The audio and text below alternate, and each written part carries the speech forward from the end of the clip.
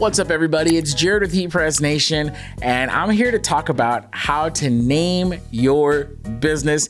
And as a bonus, if you need to name your band, this video still applies. So why are we talking about how to name your business? Well, it's actually a really important step that I feel that too many people overlook, or they wait until it's too late, or what I see a lot happen is they start the business using their own personal Instagram channel. So people start calling your business, Johnny XYZ_559.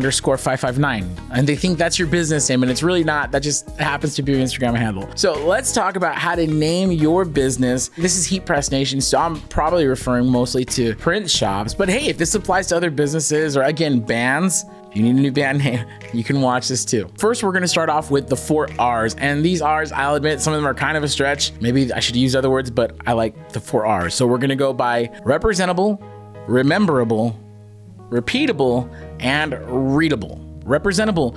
Does your name represent your business well? When you're picking this new name, you want to make sure that it at least sounds like something that makes sense for your business. For example, if you're a small local shop, you're focused on local business, local, you're really pushing that whole local vibe and story. You kind of don't want to name your business World Global Tech International, right? It might give off the wrong impression. Now, the second one is Rememberable. If you tell me your business name, am I going to remember it? You could name your business Johnny, Billy, and Tommy's Print Shop. Okay, now I have to remember 3 names? Or no, you could just call it Wolfpack Prints. And it's like, oh, Wolfpack Prints. Like, yeah, I get it. Wolfpack, there's 3 of you. You guys are, stick together close. Like, so Wolfpack kind of represents it better than just Johnny, Billy, Tommy's Print Shop. The third one is Repeatable. Is your name too long or too hard for people to say out loud?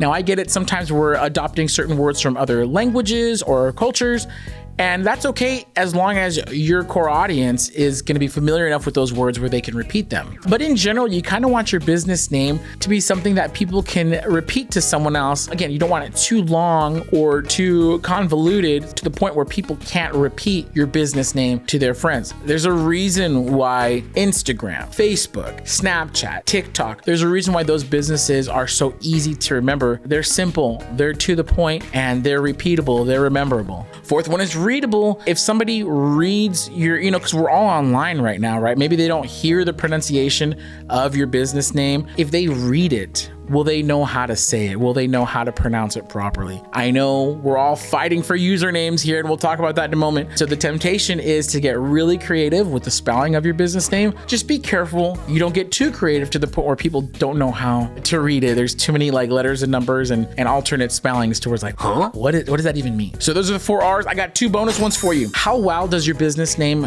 Google? If you were to Google that name, is there a ton of competition? Are there a ton of other similar names out there?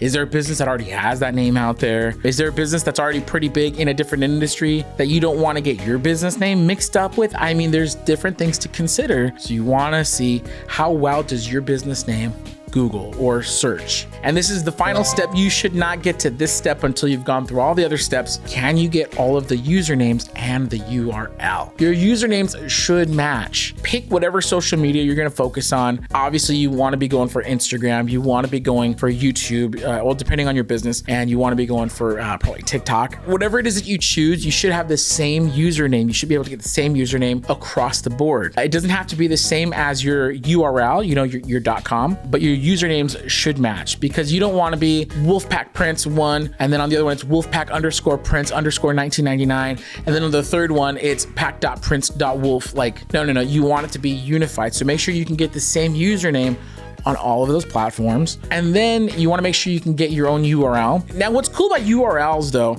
is there's a lot of extensions that are coming up. Maybe wolfpackprints.com is already taken, but you could do wolfpackprints.inc. INK, which is pretty cool, or wolfpackprints.store or .whatever, right?